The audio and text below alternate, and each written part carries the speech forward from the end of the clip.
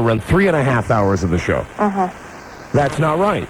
So we said to them, that's fine. You want to do that, then we're going to break the contract. That's the story. That's really interesting. I mean, I'm certainly glad to hear it. What else would you like to tell me about your side of things? I don't have to tell you anything about our side of things. We're right and they're wrong. What questions do you have? Those are basically the questions, is what are you going to do next?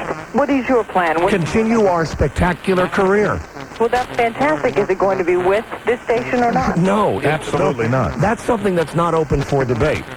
Our lawyers have sent them certified, notarized, stamped up the wazoo letters that tell them that effective 30 days from now, they're not allowed to carry our show. The one thing that I want to make clear to you is that we have a great relationship with the people in Austin, and we've gotten great calls from Austin, Texas, and we want to hook up with another radio station in Austin as soon as we can because we know we've got a great fan base down there, and that's the bottom line. This has nothing to do with the listeners of our show in Austin, Texas. It also has nothing to do with that disc jockey that you were trying to bring into the conversation who's just being used as a pawn in this by the porous management of KJFK.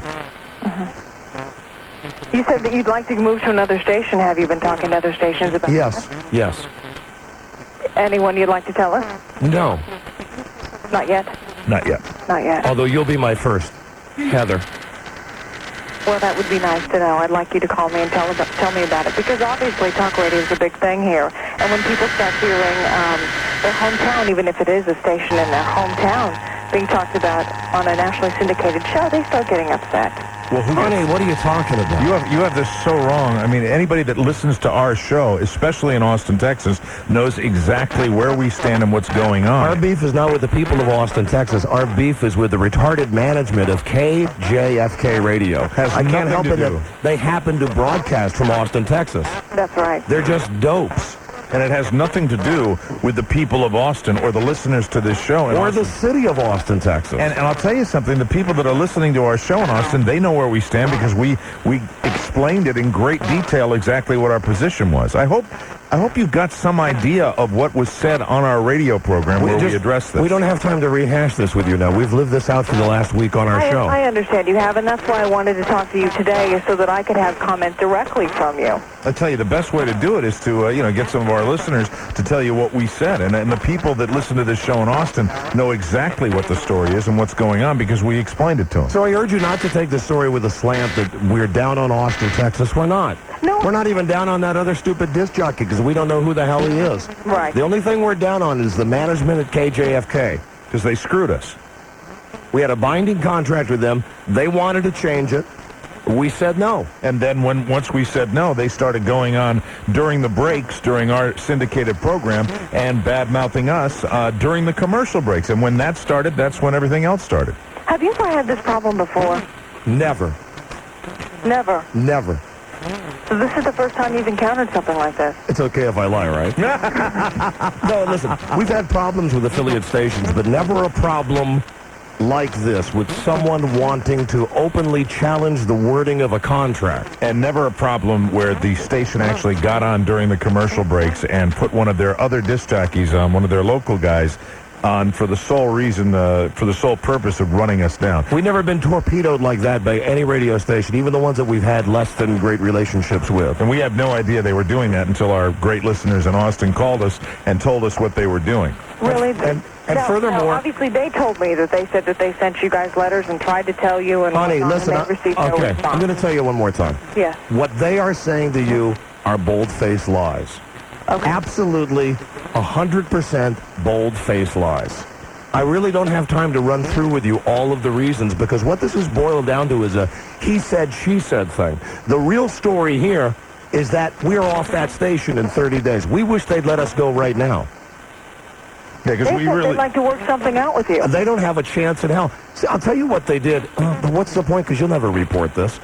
They wanted to screw with us a little bit for whatever reason, and they really loved it. They thought, oh boy, the hot media spotlight is on us now. Look at, people are talking about KJFK.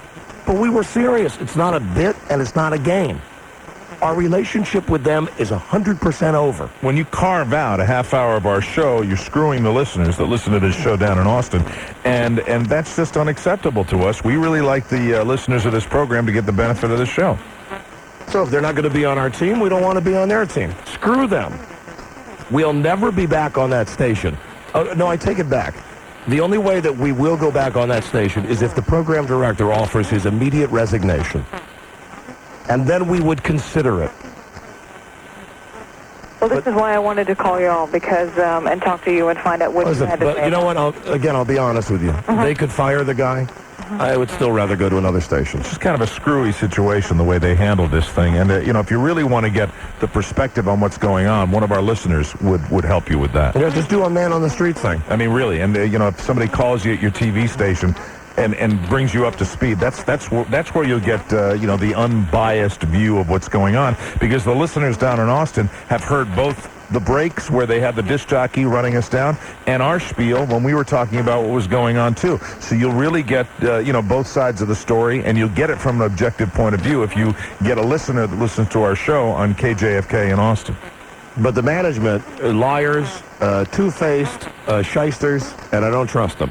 That's why it was so important for me to talk to you today. Yeah, and I really do. Gave me that opportunity. And I really do hope that you get a chance to talk to listeners of our program at KJFK. If you can do that, Listen, I really think it would be helpful. The only thing I wish you'd get out is please get out to our listeners that we're going to be off that station within 30 days, and we will have an announcement of a new station very shortly. And that's what people should be tuned for. If you get nothing else across that I've said, just please say that. That's our bottom line message. We want to be off that station today. Contractually, they can have us until the 4th of July. But as soon as we sign the deal with the new station, we will start announcing it. And then they won't want us on anymore. So please just tell all of our listeners, come the 4th of July, we'll be somewhere else. Okay, I will do that. I will tell them that. And then the truth will be known on this fine stage. That's fine forum. On this fine forum. And the truth will set you free. And I bet I bet you all are sick and tired of talking about this. You bet. Listen, this has junked up our show for 2 weeks. Yeah, it's no fun. It's no fun. The best thing to do is to get on a radio station that runs our show, doesn't mess with our show, and we have success. We have success all over the country. Let me ask you something. Are you married? Yes, I am. All right. If you found out your husband was doing it with someone else, and then he came back and he said, it's just a comedy of, what did the guy write in the letter? Errors. It's a comedy of errors. Mm-hmm. Would you say to your husband, oh, sure, come back into my bed? I think it's a totally different thing. Really? I don't. No, we take it very personally. That's exactly. That. It's your livelihood. Listen, we spread our legs for KJFK, and now they're out there virtually doing it with someone else. That's not right. Listen, the bottom line is they betrayed our trust. That's the point I was trying to get to you. And that can never be fixed. That can never be rectified. So they should just be happy that for now people are talking about KJFK, and they should just get the hell off. Yeah, just let us out, and we can go our separate ways, and that'll be fine. And we'll see how we do, and we'll see how they do. Okay. Thank you so much, John. Thank you, Heather. Thank you very much. Have a nice day, America. Are you a blonde? No, I'm not. Brunette. Sorry, I'm a brunette. A brunette? How tall are you? 5'6". How much do you weigh? 115. Oh, wow. Actually honest. What about, Oh, goodness, I'm not going to get into that. I haven't told you that much. Well, we appreciate your candor. Well, thank you. You sure you don't want to give us any more information? No, that'll do. do you have trouble jogging? Definitely not answering that. Can you see your feet? I'm not answering any of that. Okay. Have fun, you guys. Thank you. See you later. Bye-bye. Nice bush. Yeah, I bet. I bet.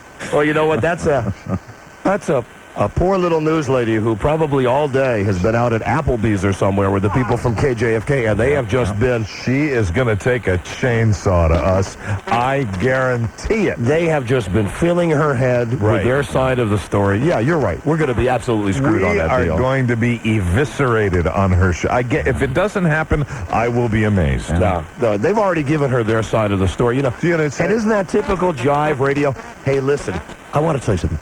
They're getting down on Austin, Texas. Yeah, that's exactly what they're saying. Right? No, we're not down on Austin, Texas. No. Let's be honest. If you're in the media, which is what I was speaking about. Right. Austin, Texas is a stepping stone to a bigger market like San Antonio or Houston or Dallas. That's not slamming Austin. That's simply a statement of fact when you're talking about sizes of markets. And that's the way a lot of people, most of the people in the media feel. And that disc jockey went on the air and said that our show is not heard in any major markets, when in fact, out of the top 25 markets, our show is currently heard in 7 of them. That's right. Including the nation's 4th largest, the nation's 8th largest. You know, and I urged her really to tell, and I think that is the most objective way to handle it, is talk to a listener of this program that's heard both sides and heard what they were doing to us. But no, I agree. That won't happen. TGI McFradigan, she was sitting in some booth, eating cheese sticks and getting, there's 115 pounds, probably not cheese sticks, probably cucumbers or something like that.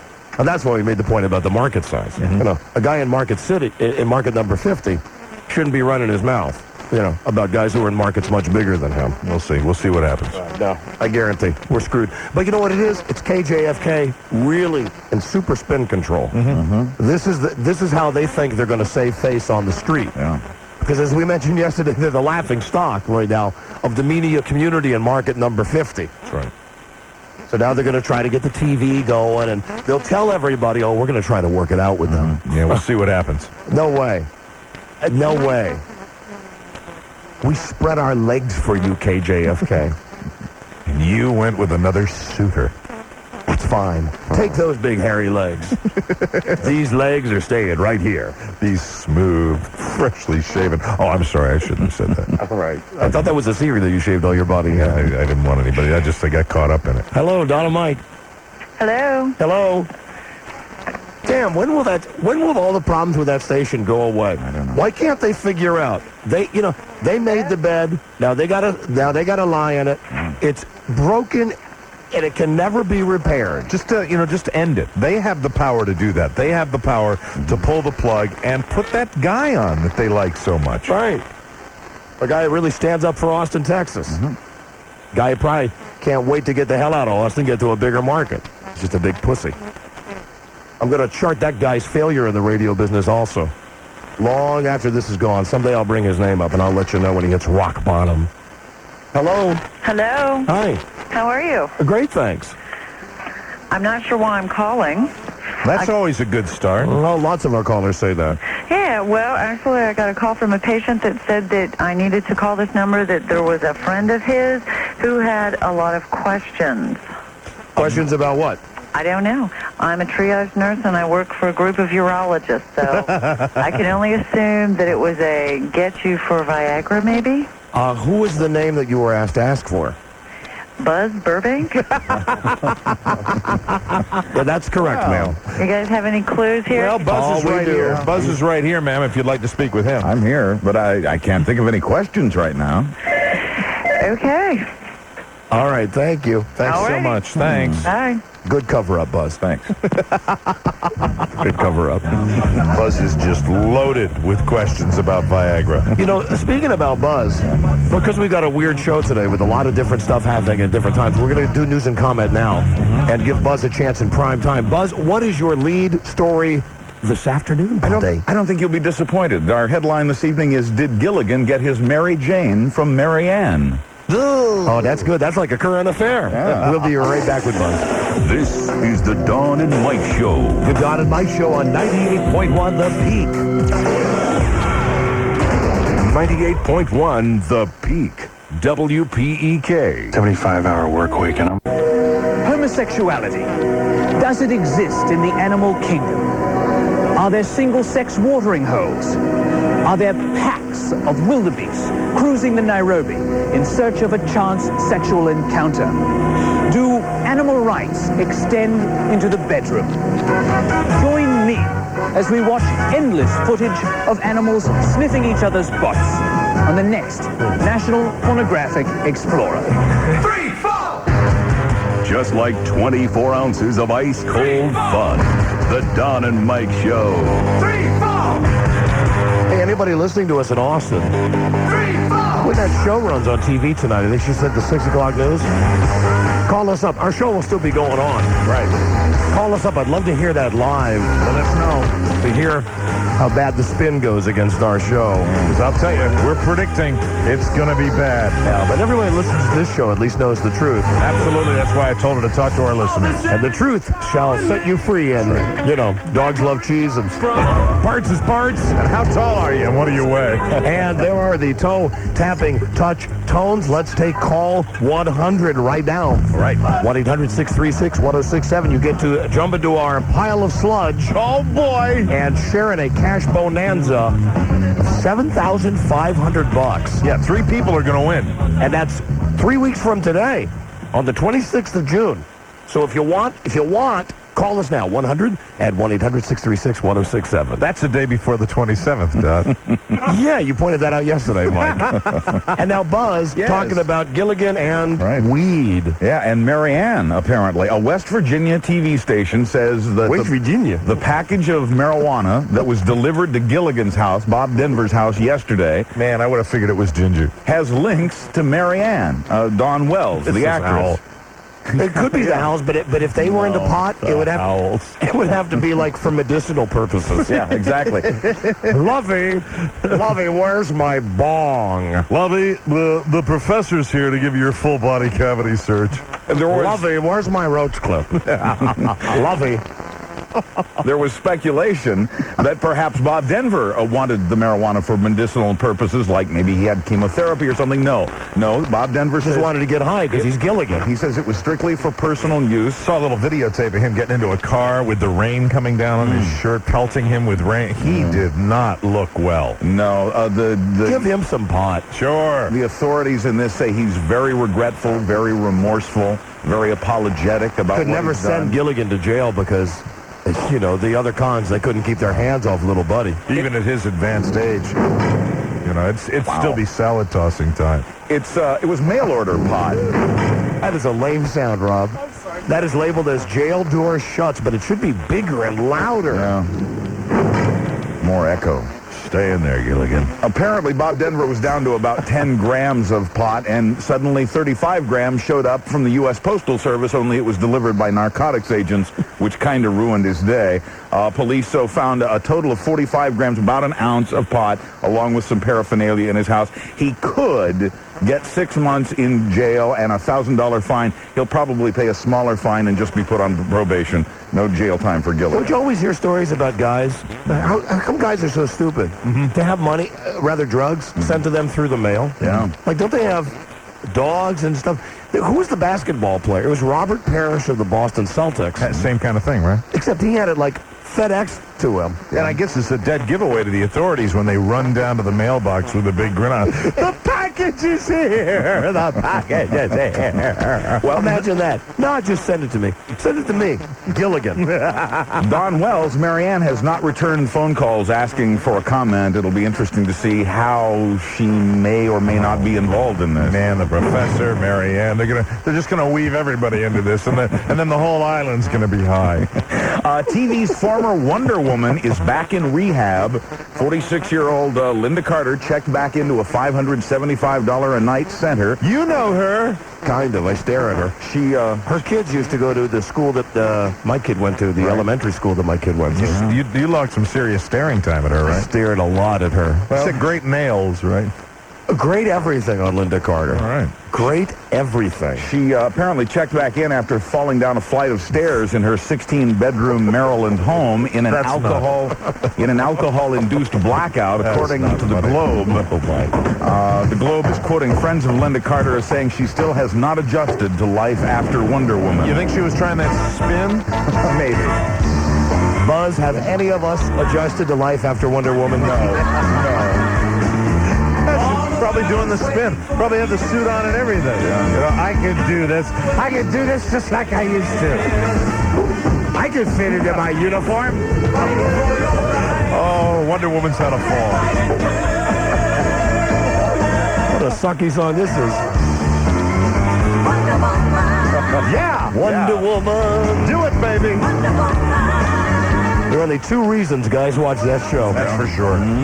There's been talk about bringing that show back, but apparently they haven't found anybody satisfactory to play the role. There's only two reasons I stared at her at every parent-teacher meeting. Did she ever wear the suit? No. The Wonder Woman suit. No. She never wore that to parent-teacher conference day. Her kids would get better grades if she did. Wonder why. Hello, I'm here for the PTA meeting. Hello, boys. To wrap up our substance abuse segment, the teenage actor who played the boy defended by Susan Sarandon in The Client has been arrested on drug charges. He apparently had cocaine and marijuana in his possession. He, at last report, was denying that he'd been arrested. Is that the kid that found the fat dead guy in the car? Yeah, in the movie, yes. Right, in the movie, that's what I meant. The Client. All of this reported by a Knoxville, Tennessee newspaper said 15-year-old Brad Renfro is out on bond now. Brad was discovered as an actor at the age of 10 as he performed in an anti-drug skit Renfro. at his school. The Renfro game. Oh, you know, I was thinking of Mel Renfro. I was thinking of challenging you with that. Were you really? I really was. I swear to God. I just figured I'd dive in because I figured it'd be a closeout with the only Renfro I know. King of the Renfros. You know, this is not my day. I'll tell you something.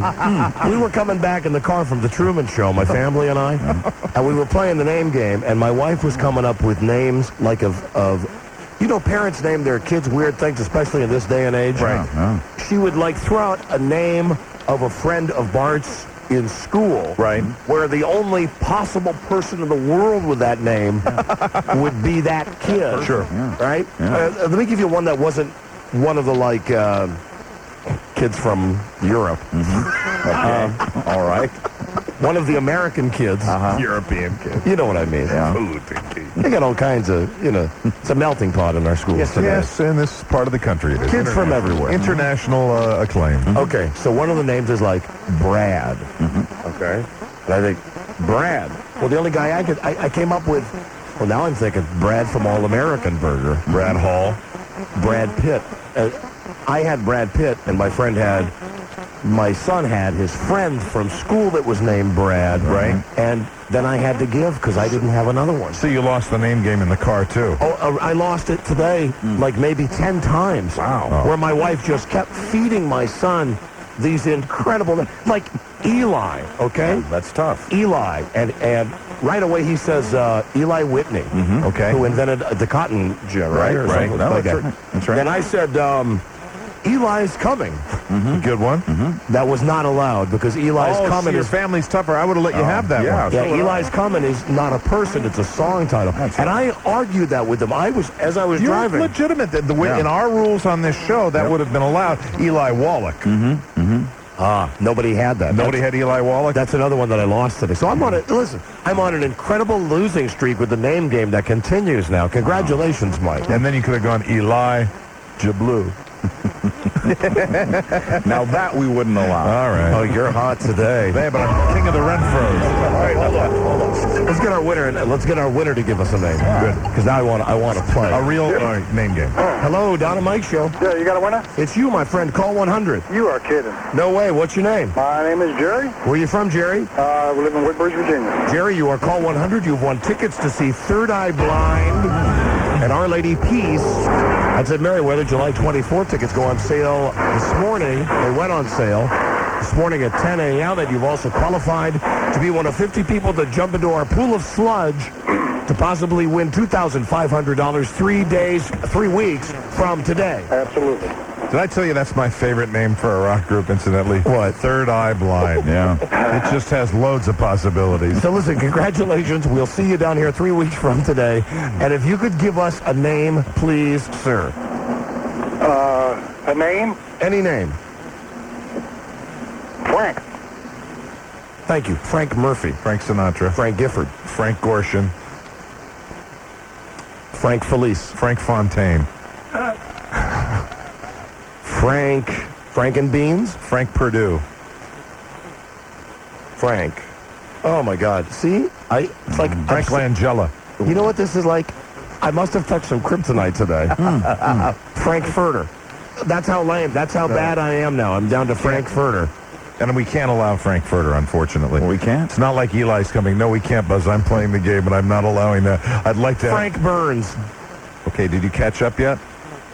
I think so. I think you need one more. You bastard. So now the tables have turned, huh, I'm Mike? simply using the strategy of the master. And the hunted becomes the hunter. Frank Stallone. Frank Lloyd Wright. Frank. I'm Frank. My name is Frank. Barney Frank, but I know that doesn't count. Frankenstein. You'll give me that one, will you? No, it's it's the name. Frank. Oh, my God. Listen, I don't Frank know. Thomas. I'm retarded today. You're king of the Franks, Mike. King of the Franks. See, look at this. King of the Renfro. What has happened to me? This is like the worst day of my life. I am getting killed at the name game by everybody. Frank Blair. Okay. All right. Congratulations. Thank you. Real good. Good for you. Oh, it's been, I've had a long drought. I've had a very long drought. I know. It's not easy to go from being undefeated to not win any at all. Somebody brought the kryptonite into the car today. Wow. Oh, no. Me brain hurts. Well, congratulations, Mike. Thank you very much. I appreciate it. I will be studying over the weekend my book of Who's Who in America. We'll eventually come to that. We'll just come, how about Jim? And then we'll just have 50 of them that we'll rattle off. Buzz, what is your next story on news and comment? How to write Phil Hartman out of Third Rock from the Sun. All right. Not with invisible ink, right? You'd have to. That's right. Oh, dear, there's been a shooting. Yes. Sorry.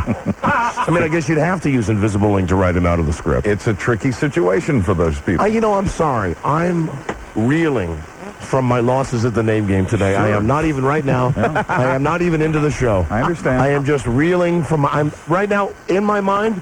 I'm talking to you on the radio, trying to keep the show going. In my mind, I'm trying to think of other guys named Frank, and I just. Look at the batting average, though. You still got a great average. Mike, your I hit winning percentage is I still hit a brick overwhelming. wall. I know. All right, I need one more. One more chance. Hello, Don and Mike Show. Hello. Yes, Don, Mike. Buddy. I have a ruling on Frank Furter. That is a legal call because Frank Furter was a character in the Rocky Horror Picture Show. Oh, no, listen, I appreciate it, sir, but I'm the worst today. Like red kryptonite or green kryptonite. Give us a name, please.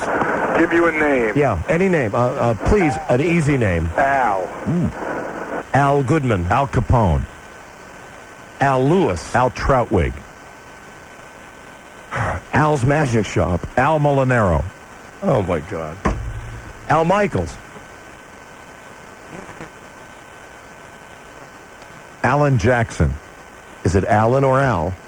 Well, that'll open up a whole new thing if we're doing it. Yeah. Mike, Al Unser, and Al Unser Jr.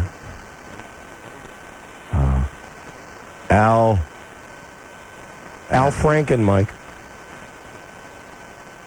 Does that mean... Are we Three talking about behind. 3 or 4 behind? 3 behind, at least.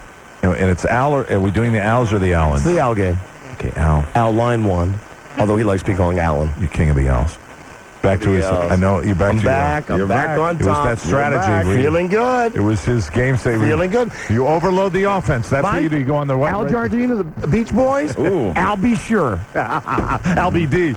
Got it back. You're king of the Als, but I had to throw in LBD. Got it back. All right, one more for a rubber match. Okay, very good. No, look at that. He's confident now. I always loved it when they would say rubber match because I always thought rubbers. The rubber game. Hello, Don and Mike Show. Rubber balls and liquor. Al Nipple. Hello. Al Nipple. Yeah. Okay. All right. Give us. Hello, Don and Mike Show. Yes, I'd like to speak to Don and Mike, please. Yes. Would you just please give us any name off the top of your head? George. Thank you, George McFly. George Costanza. George Bush. George Jefferson. George Washington. George Herman Ruth. George Young. George Hamilton. Good one. George Will. George Bailey. George Jefferson. I already said George Jefferson. George Washington. Curious George. Had it. We already had George Washington? All right, I had Curious George, though. All right. George Jones. George Jones. George O'Dowd. George McFly. Had that one. We had? McFly. All right, well, George O'Dowd. Boy George. George Brett. George Harrison. All right, you're still one behind. George Michael. George Michael. Other George Michael. No. All right, we're even now. I got to come up with another one. Yeah. George Washington Carver. No, I already said George Washington Carver. All right. George Wendt. Oh, God, I'm down to George Stevens. Is there a famous George Stevens? I just threw it out there. I don't know. George. No, George, there's not. George Scott. George of the Jungle. George Scott. George C. Scott. King George. You're still way behind. I think you're at George. least one behind me. George Bailey. I already said George Bailey. George. This is a battle, ladies and gentlemen. George. Chicken by George. No. Oh, it's the last name, George. Right. George. I think I'm still one ahead. Georgie Porgy. Pudding in pie. Kiss the girls that made them cry. George. Why is George Burns. Ooh, George Burns. The best George. King of the Georges. I'll give it to you. King of the Georges. Wow. King of the Georges. You got too taxing for a while there. Yeah. Thank you, Mike. You're back, Thank you. Don. I'm You're back on track. You're back, and you won the rubber game. I'm back. I forgot George Liddy. George Yeah. Liddy. That's right. George Steinbrenner. Yeah. Oh, look at that. Oh, thank you. God, my gift is back. Okay, and you've won. All right, one more, okay? I'm back to where I am. One more. Back in the losing column. One more. Hello, Don and Mike. I hate to lose. Hello? Don and Mike, Yeah, give us a name, please, sir. this is Jim. Okay, the name is Jim. Mike, Jim McClure. Jim, your brother. Jim McMahon. Jim J. Bullock. Jim Bohannon. Jim Baree. No. Jim Vance. Do you notice me weakening as I go on? Jim McKay. Jim Davis. Who's Jim Davis? I don't know. Jim Elliott. Jim. Do we have Jim McClure? Yes. Jim Kessel. James. Jimmy All the right, intern. Jimmy now. the intern. What am I, 2 down? I think One so. down. 2 down, 1 down. Jim Harbaugh, 3 down. Jim Kelly. Okay, 2 down. Jim Rice. 1 down. Jim. Jungle Jim. No. Jim. Jim Mike. No, I don't want to hear you. Jim Carrey. Jim Carrey. We went to see his movie today. Is that, am I 2 down now? I Yeah. gotta come up with 2 Jims. Yeah. Jim Gardner. Jimmy Gardner. Stewart. Jimmy. You wouldn't let me have Jimmy the intern, though. Jimmy J.J. Walker. No. You're changing it to Jimmy now? All right, then I came up with 3 with Jimmy Demerit, golfer. Jimmy All right, Smith. Jimmy The Greek. Jim.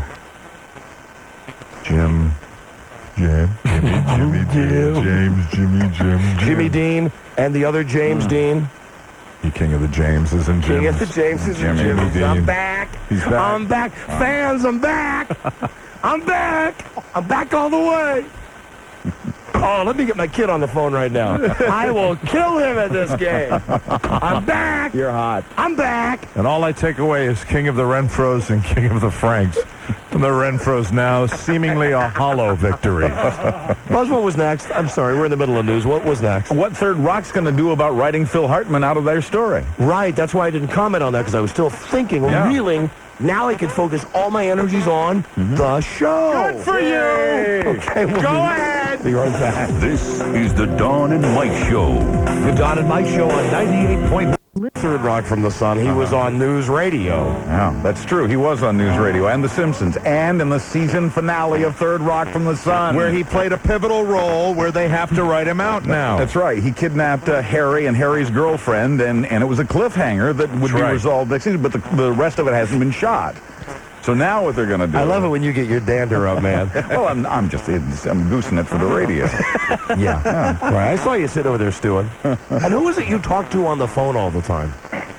I don't talk on the phone that often, but when I do, I talk to my wife, Marcia. Oh, that's what we had thought. As we all do when we're making our phone conversations. And with your skin, with your skin commercial, because you're a sufferer. Marcia, has the medicine arrived yet? Yeah. Hello. That's what I call him. Don and Mike, I just want you to know that we closely analyze everything you do in that room. You do. That's right. Who do you think he's talking to now? And I guess now that the skin thing is out in the open, we can go back to calling you by your, your old nickname. Yes? Gator.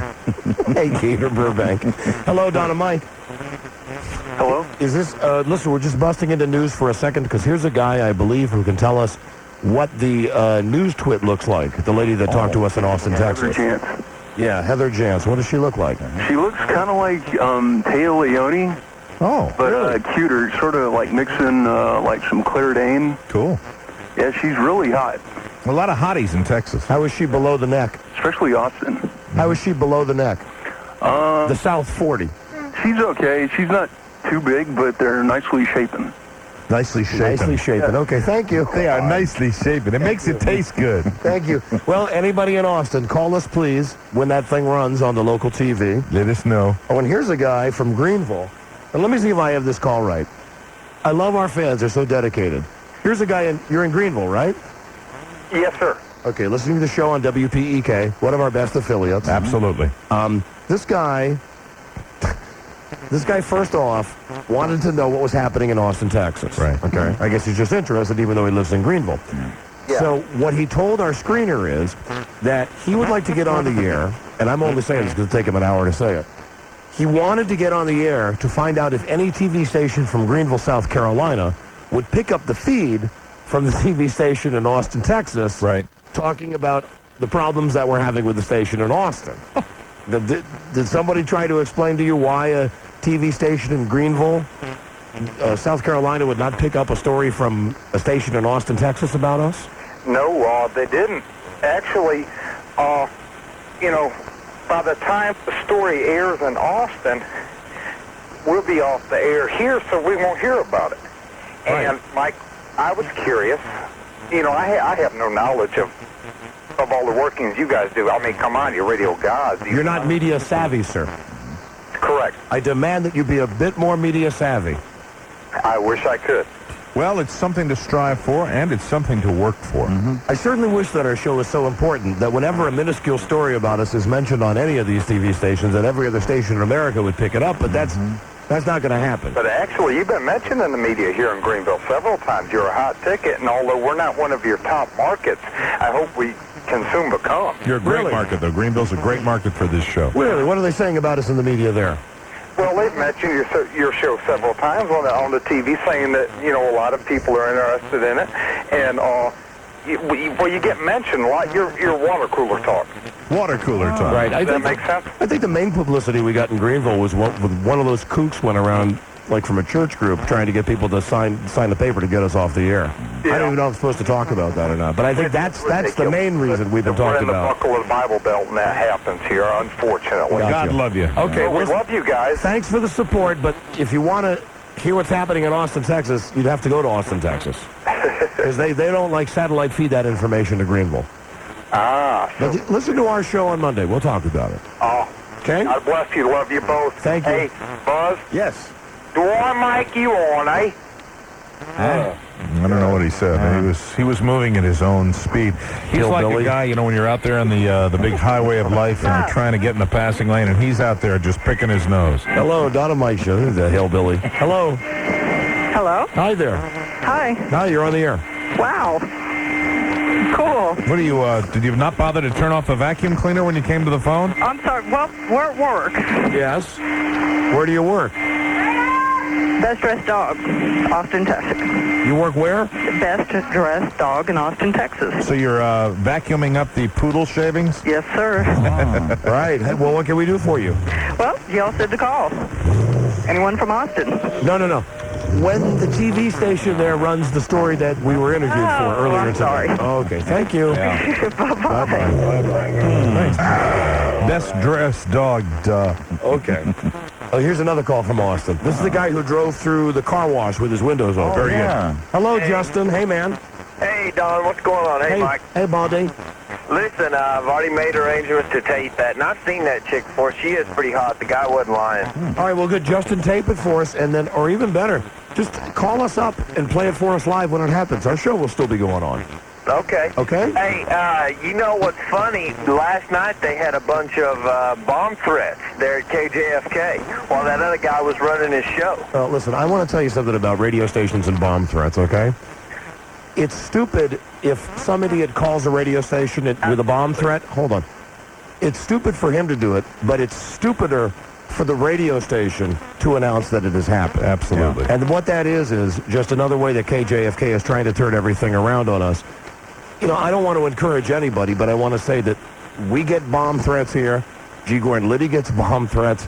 You get them all the time, and you handle them, but you don't go on the radio and talk about it, No, you don't. which is just what the lowlifes at KJFK did, okay? Yeah. Right? I mean, it's pretty stupid.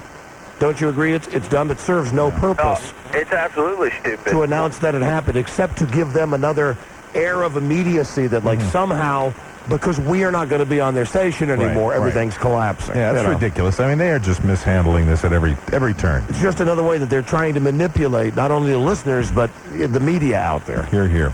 Okay? That's good. Thank you. Thank you. Bye-bye. Bye-bye. Yeah, don't buy into all their crap. You know, it's like anything else. You get a serious bomb threat. What are you going to do? Go on the air and announce it? No, you don't do that. Right? Come on. Please. That's so ridiculous. Hello, Don and Mike Show. Wow. He was torqued up for that one, wasn't he? Long time. It's been a long time since he's called. Yeah. That has been a long time. Hello, Don and Mike. Don and Mike, this is David. I'm calling over from Capitol Hill, Yeah, buddy. and I just want to give you a little funny update. They just had to withdraw some statements from the floor today because somebody erroneously told some members that Bob Hope had died. And so they spent all afternoon talking about Bob Hope, and then... Please tell me that you were not... Don't you know we were all over that? No, I don't. I don't get to listen to your show until after work. Okay, well, I'll explain to you what happened. Early in the show, Buzz announced that someone had reported on the floor of Congress that Bob Hope had kicked, right? Mm-hmm. So we were Be thinking... late news, guys. Yeah, hold on, but maybe there's a lot of people that didn't hear this. This is worth repeating. Oh, fair enough. So we're considering the fact that maybe we'll do a big Bob Hope is Dead show. Yeah, immediately we go into our full defensive crouch. So we start talking about him, and then someone calls up and says, hey, Bob Hope is not dead.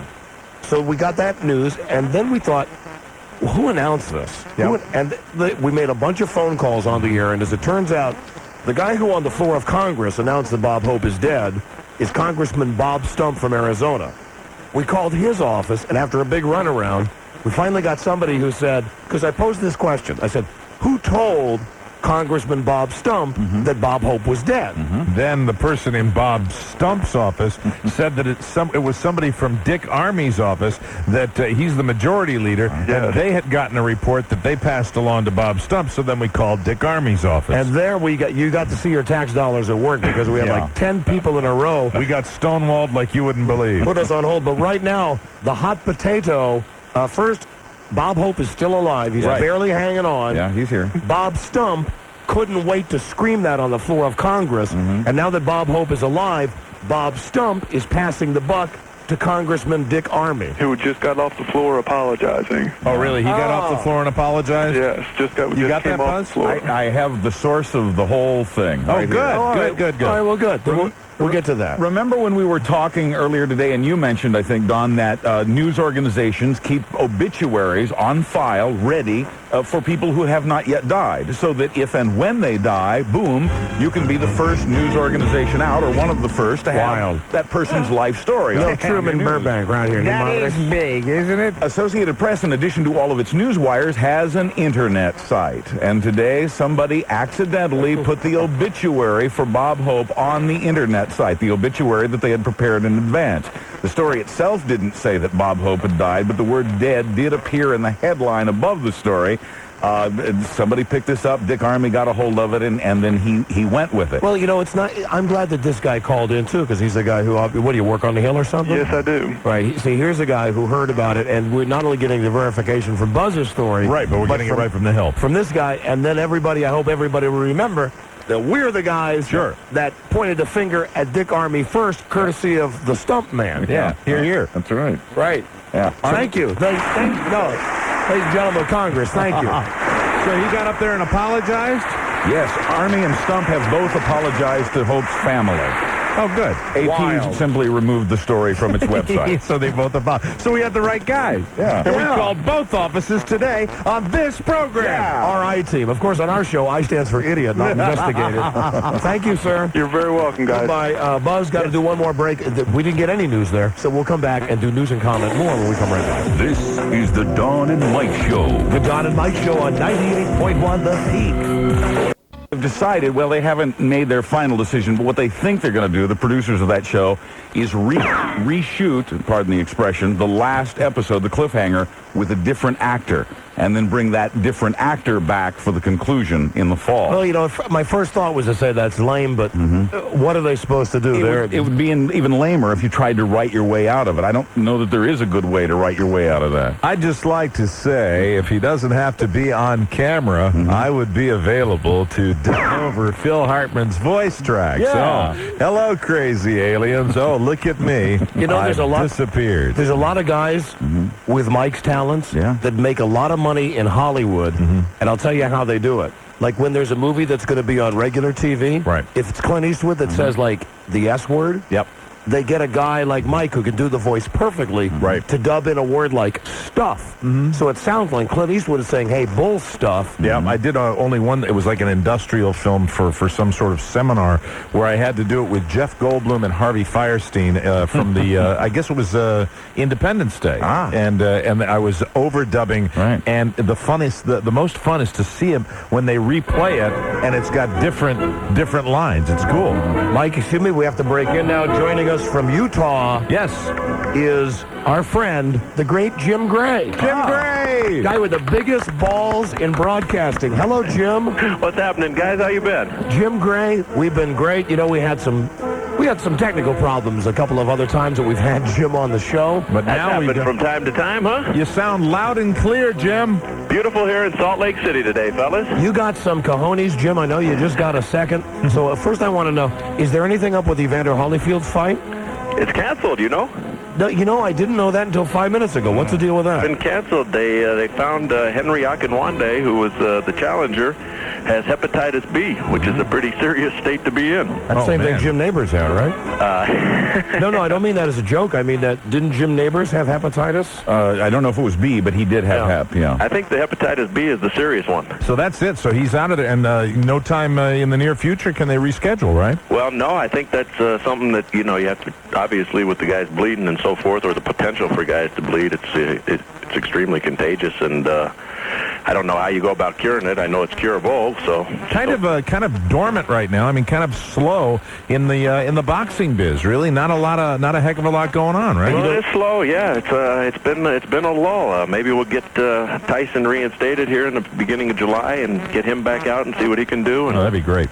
All right, well, let me ask. It'll be fun, you know. Let me ask you real quick about your insight about tonight, and I'll tell you why I've got a lot riding on this, because I got a bet over eating some dog food with Rudy Martzke about who's going to win the series, Utah or Chicago. Utah wins. Which team did you take? I took the Bulls. Do you think I'm smart or stupid? Well, you're a little closer to Alpo than you were a couple days ago. All right, so.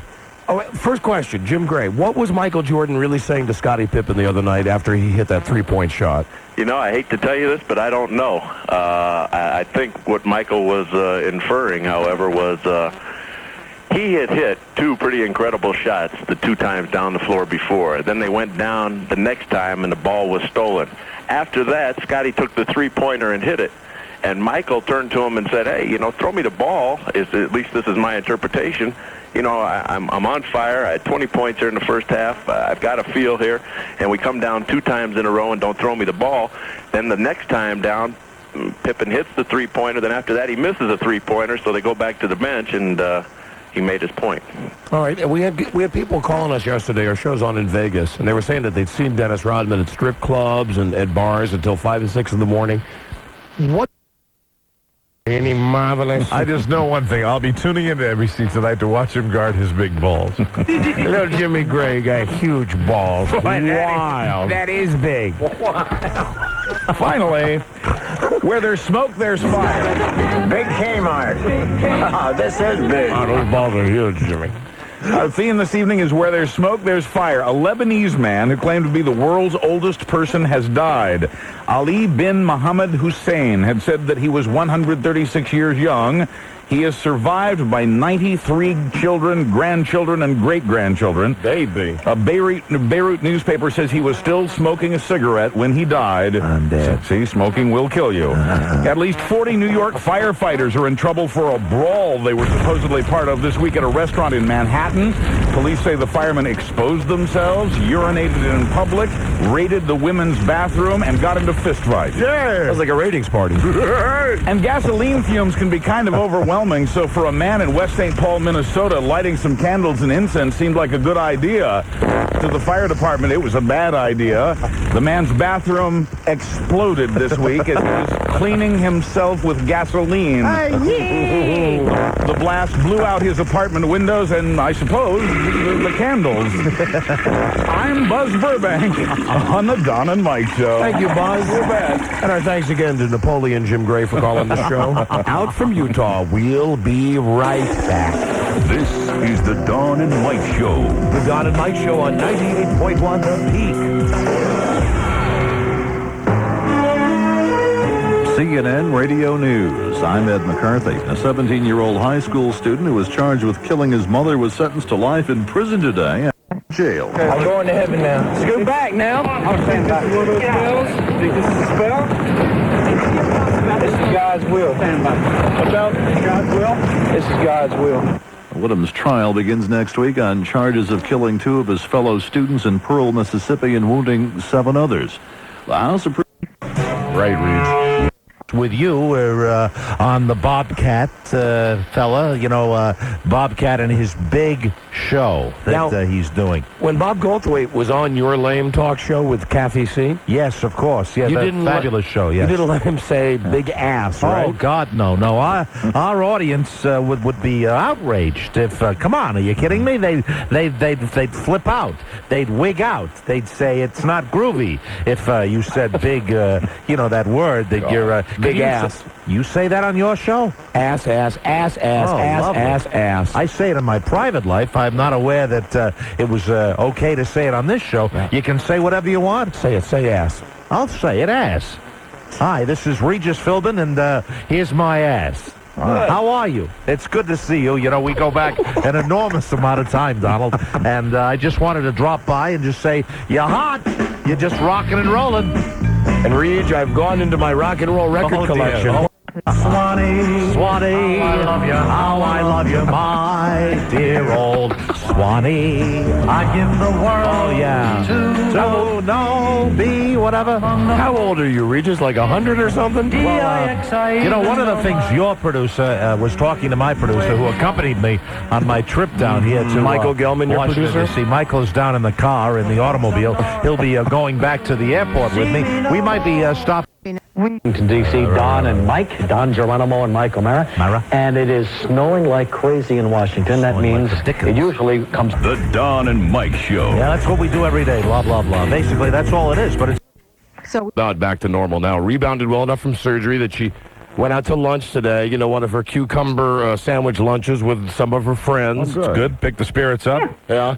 And had to buy some new queer... King Arthur VIII style desk for our bedroom. I mean, Which I'm putting together now with one hand. I told you not to do that. I know, Boo-Boo, but I'd rather have me one-handed than you with a screwdriver. It truly is a sad state of affairs when the handiest woman that I am aware of is, is down to one hand. Yeah. That's because you are Miss Handy. Hey, but wait a minute. Who's been doing the crap? I have. Yeah. Last 2 days, who's been keeping the house going? Me. Who's been doing laundry?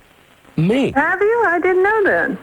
I have been out of it. Who took the laundry out of your hands the other day? Oh, you told me not to fold it, but then I just did it later. I mean, you didn't fold it. No. I took care of the load that was on the bed. Took the laundry out of her hand. Yeah, that's right. The laundry that was on the bed.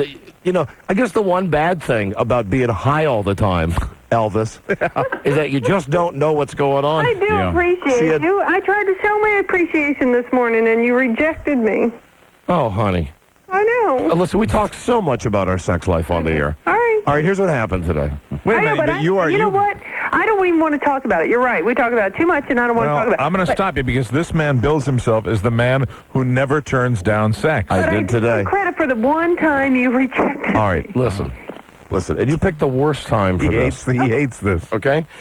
Last night, I stayed up till after midnight with my kid watching the game. Right. And my son's out of school, so I don't have carpool now, so I knew I could sleep until like 7 or 8 o'clock. Because I think if everybody knows, if I don't get 8 hours, I'm not as charming as I am today. All right? You're tired. Too tired, Frank Gifford. Go ahead. Oh, no, don't call me Frank Gifford. Go ahead. So this morning, it's about 7 o'clock. My kid's still sleeping. I feel something on my back, and it's my wife, and I roll over, and she's naked, but, she got her whole hand is in a cast. Right. It's like she's on, and I'm just waking up.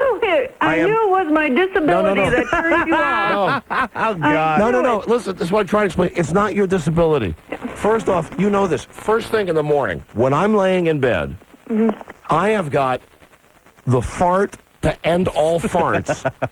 That first fart in the morning is one that I normally go, this. I go in the men's room and I take care of it in there.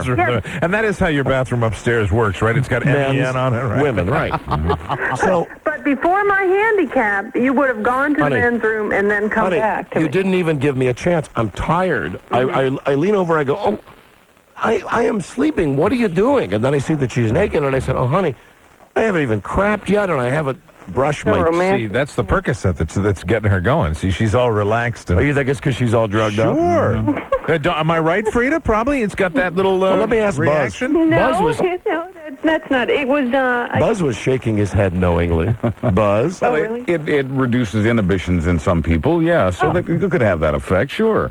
Yeah, but it increases nausea. Yeah, that too. Yeah, so... But I would say it probably loosens you up a little bit. It's like having a couple of glasses of wine. Gets you romantic. Well, that's fine. Just, let me wake up first. All right. Just let me get up. Yeah, let me move my bowels. Oh, God. Let me brush my teeth. Let me get rid of my rancid breath. Who's not in the mood now? No, you were always more romantic. What? Before I had my handicap, you would have discreetly just gone to powder your nose and Honey, come back. I think before you became a pill popper, that you would have given me a chance to make that decision. All right. Okay? All right, and listen, about the laundry, here's what happened the other day. She went to get the laundry out of the laundry room, and she dumped it on the bed, and she went to the other room, and I picked the stuff up, and it is sopping wet. Really? I mean, stuff that just come out of the dryer, okay, right? All right. I said, hey, this stuff is not even dry. And she just kind of looked at me. You know that thing that, I know my dad used to have it. It was like a bird, and the beak of the bird would go down into a glass of water. Right. Yeah, I'm not sure what it... I know exactly what you're talking about. It's like a carved thing that's on a hinge. It was like a novelty. I think it was made out of plastic, maybe. The bird was made out of plastic. Had like a woodpecker head on it. Yeah, right. Peckerhead. Peckerhead. I don't know what it is. It was worthless, but the way that the head was moving, this is how my wife's head was. She just stand there. She said, it's wet? It's wet? I went, yes, Elvis. It's wet. Go back to the jungle room now. Well, Listen, I love you, and I've been busting my ass to take good care of you. you have been. You've been a great husband. I appreciate it. Okay, love you. All right, I love you too, boo. Glad you are feeling better. Okay, be glad when you want me again. Oh. Oy vey. All right, goodbye, sweetie. All right, goodbye. I'll be glad when you're clean. Oh, and she's clean. When you're clean and sober, that's when I'll take you. Right? If only I could have seen what was happening to me. I might have done something about it. Yeah, right, Elvis. Okay, another update for you. Yes. My disc jockey friend George McFly. Oh, my God. Who logged, I believe, his most successful appearance ever on the show yesterday. George did a fine job yesterday on the program. Yeah. All right, George called me today. Called me this morning. Mm-hmm. He's crazy. I mean, he's crazy in the head all the way. Yeah, I've known that for a long time. So he calls up, and here's what he says. Hey, man. How you doing, man? I said, fine, George. How are you doing? I don't know, man. Here's what he says. Sometimes when things are going too good, man, I don't know. I just want to do something. You know. And it's like, wait, let me see. When things are going too good, he wants to do something. Right. Yeah. He's got a nice job situation right now. Right. If he would just take the job situation. He said to me, I couldn't stop rhyming yesterday. I went in, I said I wasn't going to rhyme. And he did. And I couldn't stop rhyming. You told him not to rhyme. Remember, George is the disc jockey when he comes on the air because it's 3:03, it's me. Mm-hmm. Boy, Larry's a frog, and here is Snoop Doggy Dog. I'm George McFly, I wonder why. I got a sty in my eye. Right. And then, as I said yesterday, he's a really creative guy. Yes. But for whatever reason, when he gets on the radio, Sure. he resorts back to this crutch of rhyming, which he did when he was a disco disc jockey. Now, when we were talking to him yesterday, it was kind of the off-air George, the George that we all know and love, and the crazy George, and that's why it was so funny. It was great. Yeah, I mean, if he did 1/10 of that kind of stuff on his own show, Right. he wouldn't be so upset all the time. Because I'm sitting on the other end of the phone. Now, I just went and picked up this desk that my wife was talking about, this thing that looks like it should be in a museum. It's a desk that looks like Napoleon would have used. You know, Bonjour. I'm afraid if I ever... First off, I'm not even going to try to sit in the chair. Right. I don't care how much weight I've lost. It's like a Louis the 15th number or something like that. No, it's... Louis the 16th. Why is it if you buy something that costs, in my opinion, a lot more than you should pay for a chair, shouldn't it look better than just a bunch of sticks that are put together with twine and then somebody shellacked it? You have identified the furniture ripoff. Yeah. You Okay. have identified the great furniture ripoff. So it's a very... I'm sorry, Rob. I know that your family's in furniture, and I It's a very apologize. fragile-looking little chair, and it's a desk that's got like Napoleon heads coming off it, and all this other crap. And I'm trying to carry it upstairs. And Does it have a little angel in the middle of it that pees?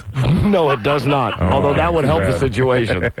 I'm bringing it up the stairs, and my wife is saying, like, don't hit the walls with it. And I'm balancing it, and the phone rings, and Bart comes around and says, Dad, it's George McFly. Ah, perfect timing. Good timing. So I had to hang up the phone and get into this long, drawn-out conversation with him. George McFly. He is so crazy, man.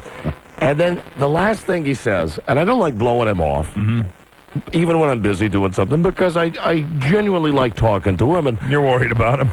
Yeah, I'm worried about him, sure. Right? I say, listen, George, I got to go. Maybe you can call me this weekend. And then he always has something that makes me stay on the phone a few extra seconds.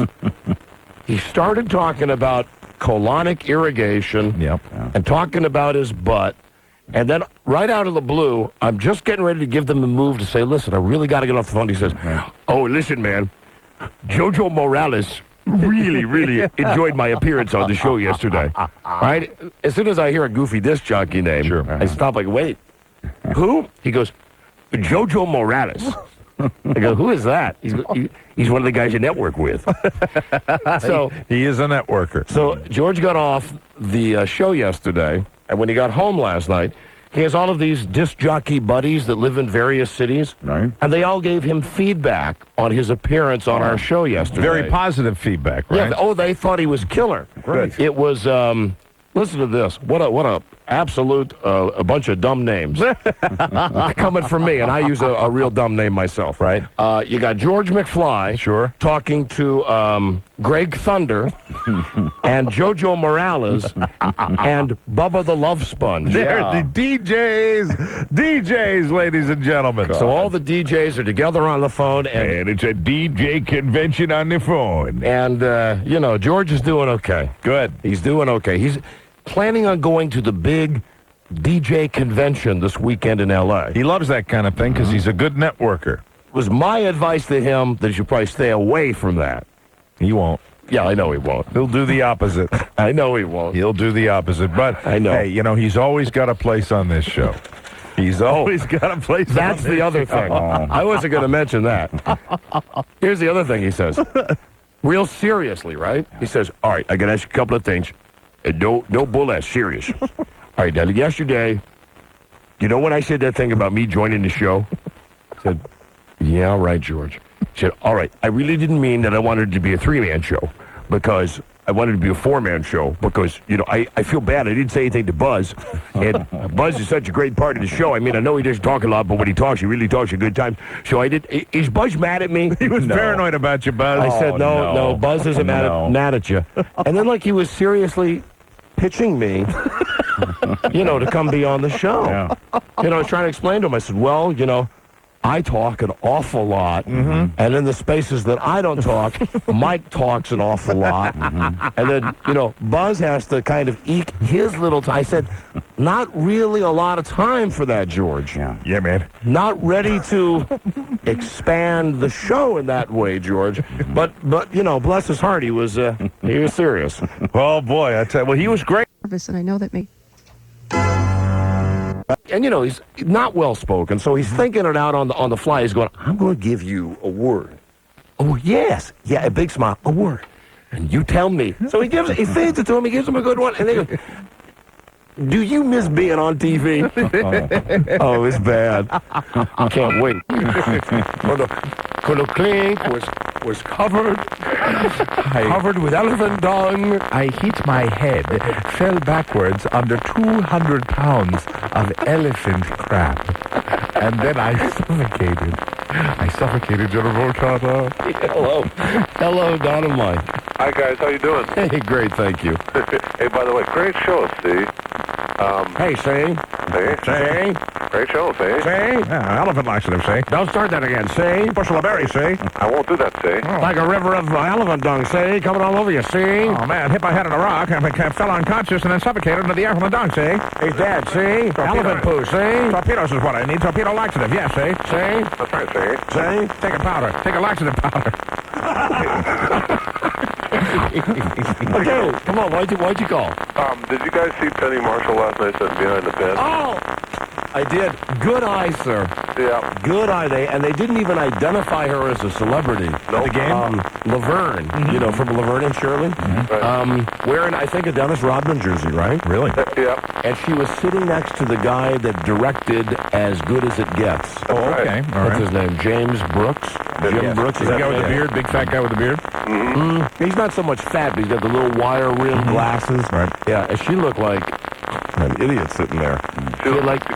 She was holding her Beanie Babies, I think. Yeah, she had a weird hat that looked like a cow hat on. Are you talking about Penny Marshall's breasts when you say her Beanie Babies? Look at my Beanie Baby. That's what she calls them with James Brooks. Would you like to touch my Beanie Baby? No, maybe in the third quarter. Maybe after I get something to eat. Yes. Hey, Penny, I don't know how to tell you this.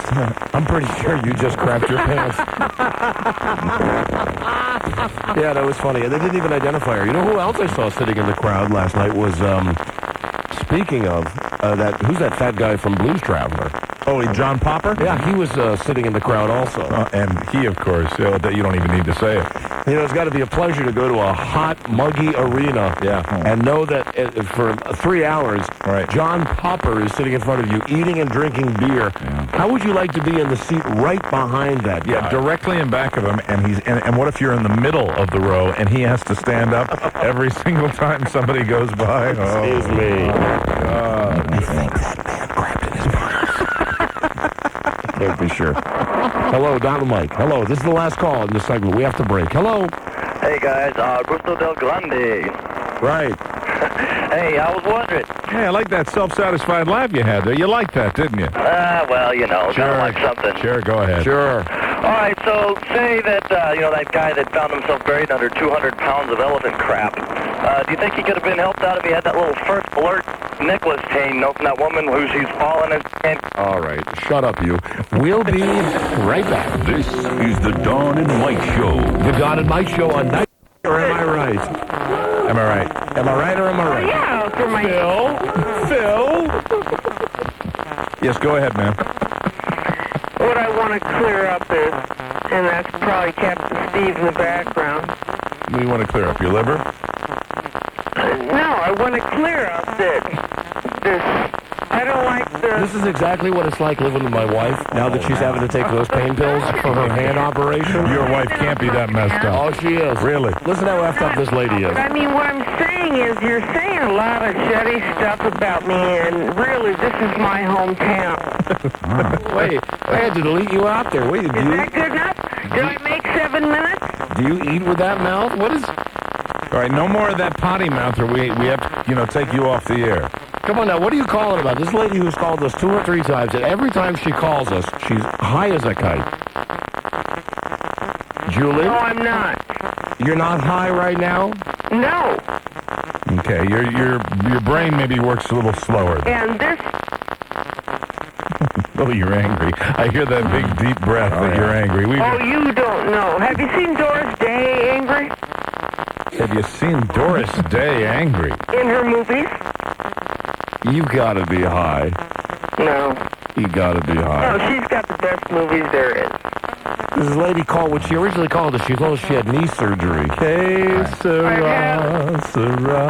She said she had knee surgery. That's Steve right there. I've had a lot of knee surgery. Right, and that's why she gets all these pain pills, and then she gets hepped up on her goofballs, and she calls No, us. I get hepped up on you guys thinking that you're higher than a kite, and you think everybody else can just go to hell.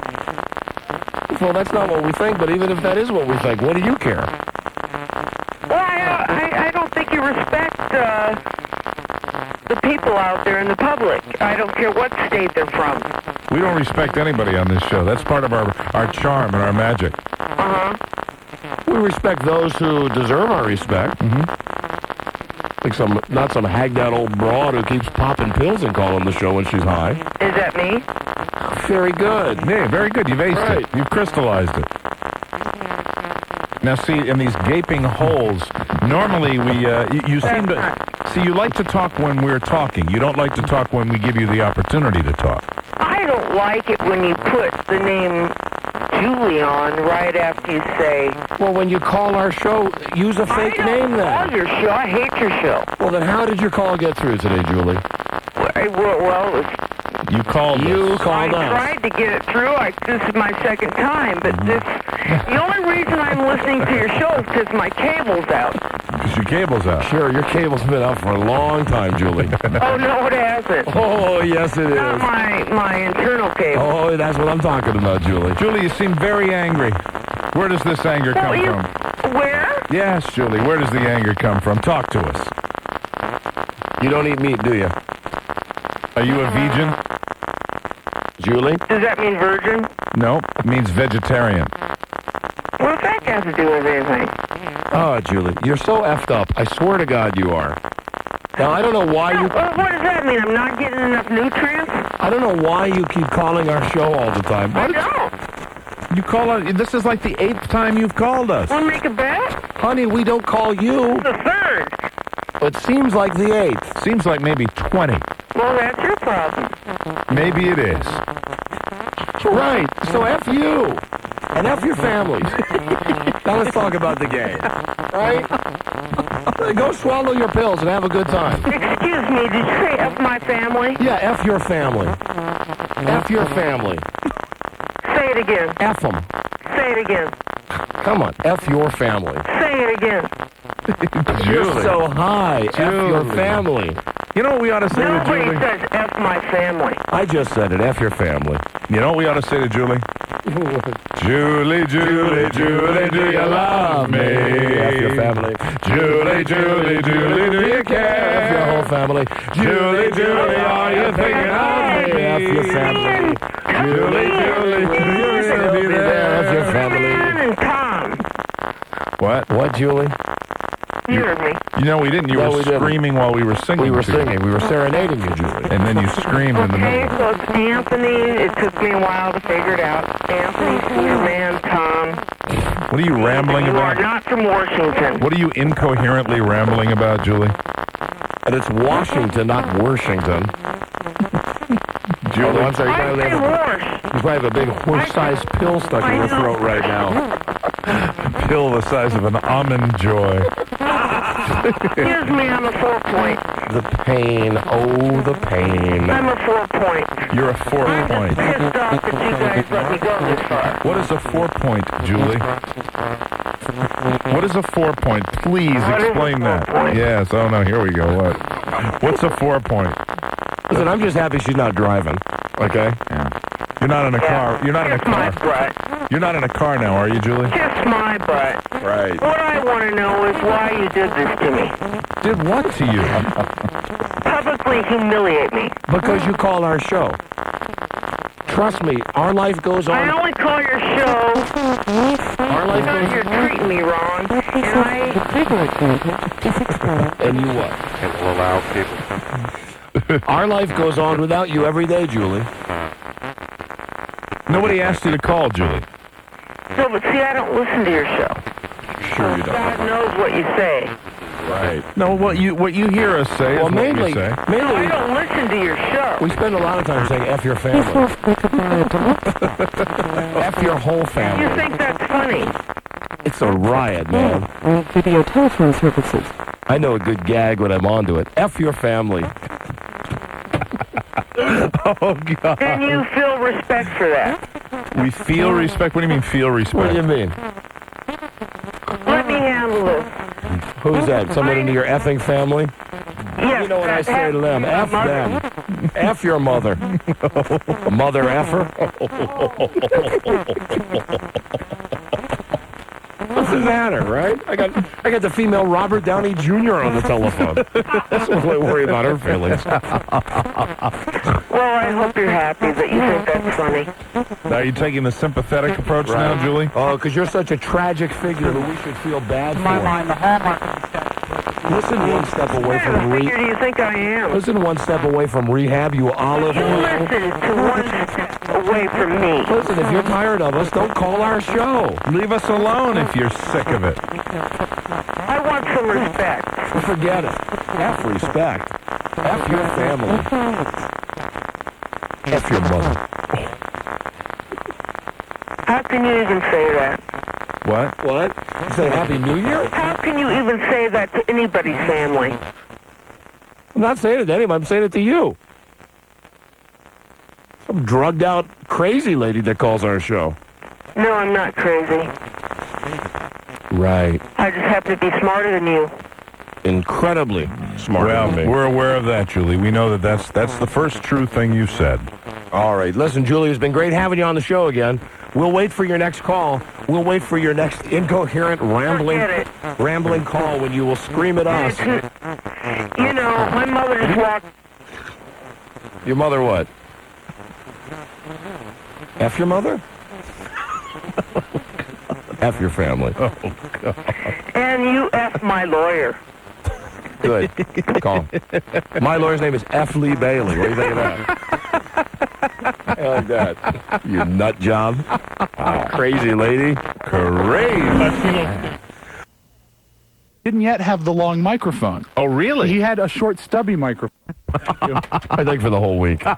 Listen, I just had a lot of Rob yesterday. I had a lot of Rob in the hot sun. And don't get me wrong, Rob busted his ass yesterday. Right. With his big Fred Flintstone feet. Sure. You know, and I've got to be a guy who's not easy to get along with that situation either because, let's be honest, it's at a Red Cross festival, okay? So it's not exactly like a major venue. Yet, I didn't want to have to go back. They had a security area. I understand. Because I've got other weekend stuff that I want to tell you about, but this was really the highlight, okay? Which one is your report, Rob? The longer one. Oh, the longer one? You know what? Oh, boy, that's like 6 minutes. Let me just play a little bit of me singing with them as a tease. Very good. And then you'll hear the report when we come back. I'm dying to hear. Can we? Then please don't wait. I don't want to wait for this. And I also want to talk about comic relief because last night during the game, during timeouts and during halftime, I turned on comic relief. See Rosie? Yes, I did. I saw Rosie bomb, and I saw Rosie going so bad that she used the S word. Yes. She went into the blue material. Did you see? There were two other highlights. Right. Robert De Niro. Yes. Yeah. Did you see? I'm glad you saw that. Yes. Oh, okay, great. Yes. Remedial reading 101. You get a guy like Robert De Niro, the greatest actor ever, who can really almost pulled it off if it wasn't painfully obvious that he was reading. Well, he didn't have his glasses on, it looked like to begin with. Yeah, nobody else seemed to be having a problem with the teleprompter. So they announce, here he is, the great Robert De Niro. And he comes out, and he starts reading his spiel off the teleprompter. And it is so painful to watch because he can't read it. Right. It's like he keeps squinting. And they've given him a real emotional, sensitive appeal for the homeless and when you're reading it. And he's reading it, and his pacing is like this. There are many homeless people in, and looking at squinting I can't figure this out. Wow. It was so bad. It was terrible. It was awful, but it wasn't as bad as Milton Berle. I didn't see Milton Berle. Oh my God! Wow. Really? All right, Milton Berle obviously still has it up here. Okay, he's still got it in his brain. That's what I'm pointing to. But everywhere else, really, Phoebetown. Forget about it. Okay. He's up there, and he's rambling on, and then he says he's got a bit that he has to do. He says, I've written some lyrics to a popular song, and I would like to share them with you now.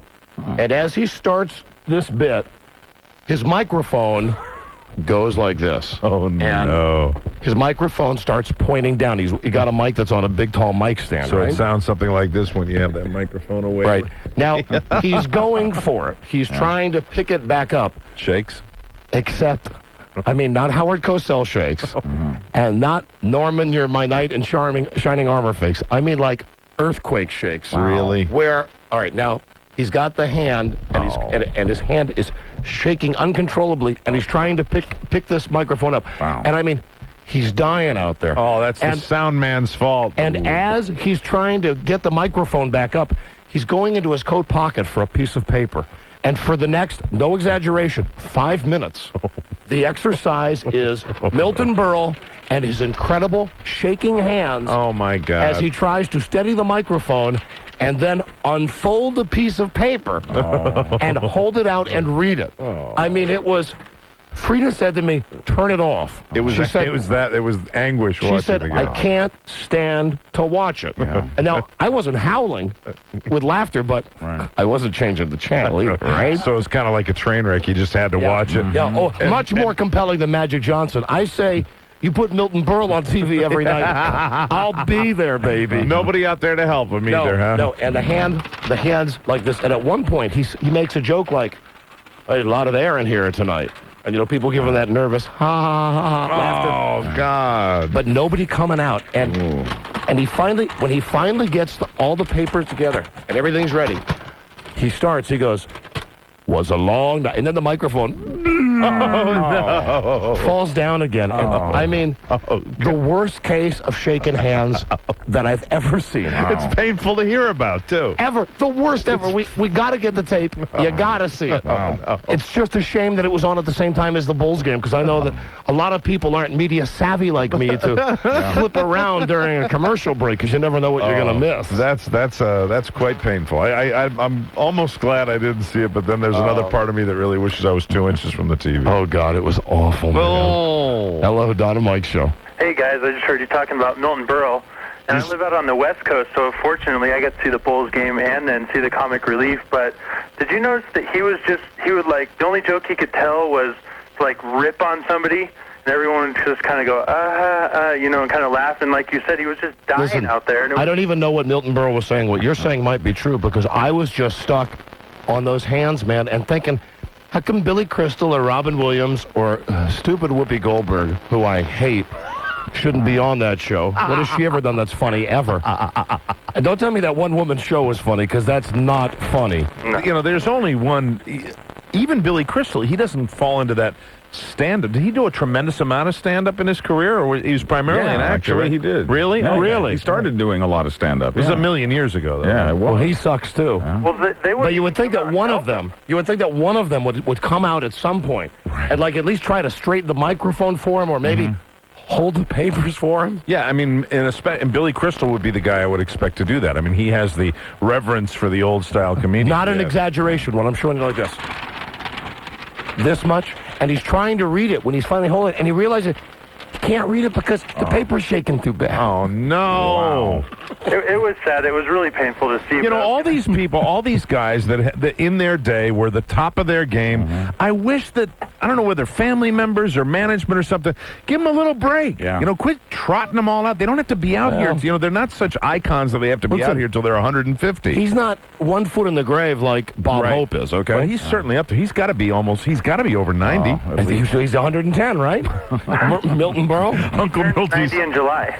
He turns 90 in July? Yeah, July 12th. Oh, yeah, that's the other thing they did. When he finally made it through this agonizing bit, they reeled out a cake, and then they said, next month it's his 90th birthday. You know, translated, good chance that he won't be around for his 90th. So while we've got him here, let's celebrate it. Hey, everybody, let's sing happy birthday. And Billy, Whoopi, and Robin all came out with the cake. Oh, that show's awful. Hey, did you see that British transvestite guy that they came out that won some kind of like Comedian of the Year award or something? I bet even homeless people, if they had cable, I bet they would hate that show. You know, really, they don't. First of all, comedians, I think, that are still doing stand-up, you got to give them at least a 20-minute to a half-hour set. And they give them 5 minutes, and they can't get a rhythm going. The crowd didn't seem all that into it, and I thought it just kind of sucked. I'll tell you one other thing I saw. It was Chris Rock, who was good, I thought. Yeah. Chris Rock, who ended up good, but it takes him a while, and then he gets rolling,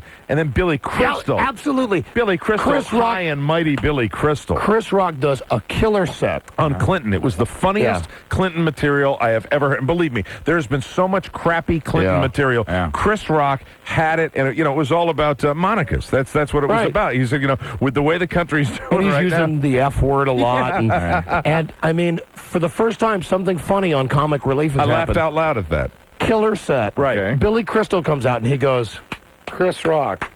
Yeah, that's nice. My daughter's watching tonight. Yeah, my grandmother, my mother, or something like that. And he really said it in a snide way. How dare he? My giant. Yeah, really. My giant, Mr. Saturday Night. Yeah, Mr. I've got all the money of the Oscars behind me, so I can do that little pre-taped vignette that's still not funny. Billy Crystal, yeah. It really made me mad because Chris Rock. It just shows how out of touch he was. And then De Niro, when he came on, the first thing De Niro said before he started his feeble attempt at reading was he said, hey, Chris Rock, what you said about Clinton. Yeah, which is great. Right on. That was great because De Niro, I thought De Niro was kind of addressing Billy Crystal that way when he came out and he said that. I hate Billy Crystal. Billy Crystal. You doofus. Yeah, another reason they hate Billy Crystal. Hello, Don and Mike. Hey, Don. Balding. Hey, just wanted to pat you on the back on that Michael Jordan comment. Which one of my many astute comments, sir? The one where he put his hand on Russell's butt and pushed him out of the way to take a shot. Oh, if it was anybody else, I guarantee the Jazz would win the game because there would be a foul there. It would be an offensive foul on Jordan.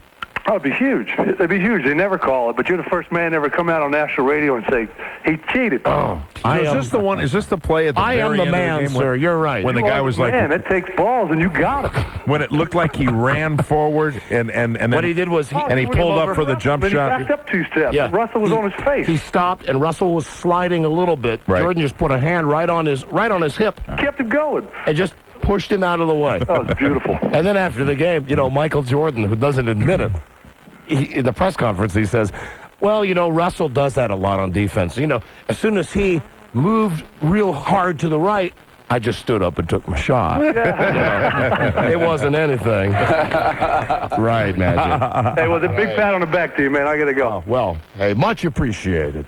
So keep the accolades coming. What that guy is saying, in a nutshell, is that you got the Bulls that trophy, and Michael Jordan the MVP. Yeah, he's my bitch. And those trophies, I don't like those. For the NBA, as powerful as the NBA is, those trophies suck. They ought to have better trophies. The MVP trophy, it looks like some kind of bowling trophy, doesn't it? I mean, it doesn't look as they could do better. They could do better to make it look like maybe the Super Bowl trophy or something. Hello, like that. Hey, Don and Mike show.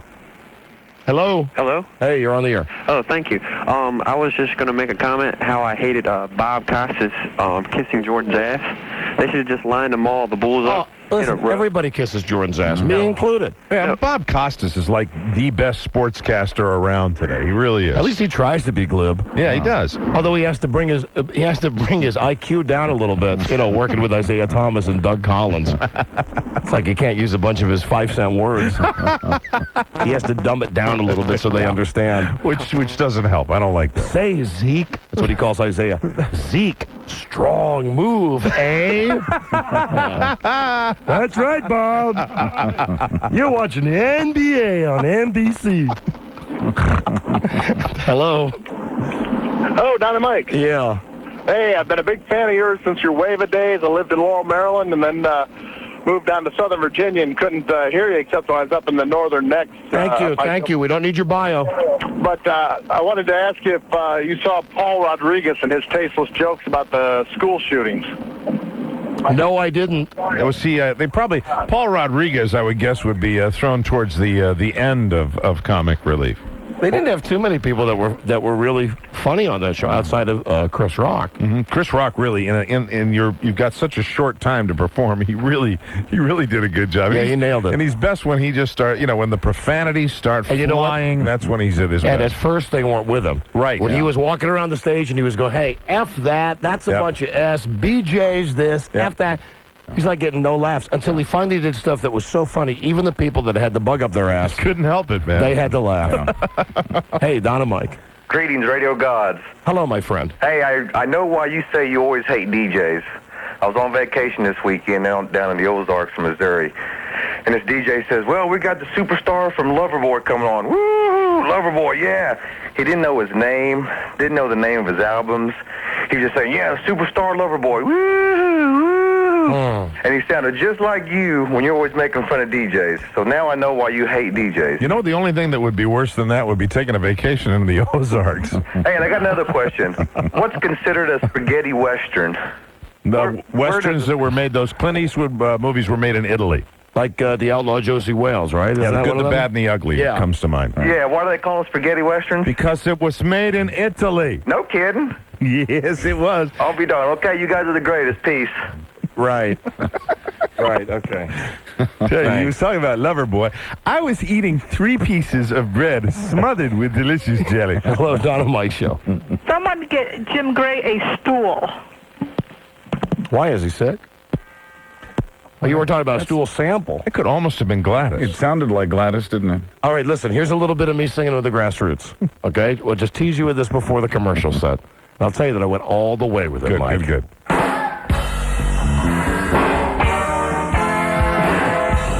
Recorded yesterday live. You know we're taping this, don't you? Okay, Don. We'll play it tomorrow. Okay, Don. The sound of your footsteps telling me that you're near. You're on pitch. The sound of motion, babe. We got a feeling that no one can hear except. That's all I'll let you hear for right now. Better than the better than the last time already. I can tell it was better. Thank you. And you sang more. You sang more. Oh, I sang the whole song. Wow. I sang the whole song. Think about this. Oh, there's the touchstones. 1-800-636-1067. Big Wiener Caller 100 right now. Yeah. Qualify you for the mud jump, and you're shot at $2,500 cash. Give you something that's partly made out of plastic. Caller 100 right now at 1-800-636-1067. While I was up there just thinking about the people, maybe the 30 or 40 people who were in that audience, who really came to see the Grassroots, and that's their biggest song. Yeah. And there was me. Were you making any eye contact with those people? Some people were like going like this, like give me the thumbs down and like they were holding their noses and stuff when I was singing. But you persevered. Oh, you're darn right, Mike. There you go. You're darn right. Quick break. Lots of show coming up. We'll be right back. This is the Taste the meat, not the heat. Hello, Hank? Speaking. How you doing? It's Matt. Who is this? Consenting adults? The country's largest supplier of mail-order adult entertainment? How many can put you down for? 0. God, please, watch your mouth. This is an interstate phone line. How did you get this number? Not important. What is important is that we have a bigger selection and lower prices than Arlen Video. What? Arlen Video told you I rent pornography? Who plays the most hits? Y104. Yeah, okay. That crazy morning zoo. Have you heard the Don and Mike Show? Extraordinary. Hello, Jimmy Dean. Here's Don and Mike. Oops. We got to get our winner right now. Yeah. Caller number 100. Here you go. Hi, Don and Mike Show. Hi. Hey, buddy. Hey, buddy. Am I 100? Yes, you are. What? Oh, my God. What Unbelievable. Radio gods. What be thy name, citizen? My name is Craig McGivney. Craig, where you from? From Portland, Maine. Oh, now, you know, to jump in the mud, you got to be here. Yeah. All right. Well, I'm coming down in a couple months. Big family reunion down in Oakton. Right. Wish we could fit the show into your personal schedule, but we can't. We're doing a mud jump. Yep, doing a big mud jump. A week from Friday. A week from Friday? A week from this Friday, the 26th. Okay. With 50 of our listeners, maybe you've heard about this, 50 of our listeners jumping into a 5,000-gallon pool of mud. Oh, I would do a belly flop naked for you. Are you a big man? Yeah, I am about 225. Oh, that'd be a lovely, lovely, lovely belly flop. Good man, but the question is, because you live in the great state of Maine and we do the show from D.C., right? Are you going to come down here? Oh, I don't think I can make it. All right, well then. I'd love to, though. You know, if you guys want to pay for it, I'll be there. Right, yeah, this is a fairy tale. So I guess that means the 10-hour drive is out of the question, huh? Yeah. All right. Right, yeah. Okay, Yeah. thanks. Hold on, please. We'll give you some other trinket. Great, thanks. Thank you. You know, that's my fault. I should have announced that we were, you got to be in the area. Yeah. Although I've said it like every time we do the contest. Hello. Don and Mike show. Hello. Am I call 100? Yes, you are, kind of. Kind of. Yeah, what's your name? Jason Cushel. Where you from, Jace?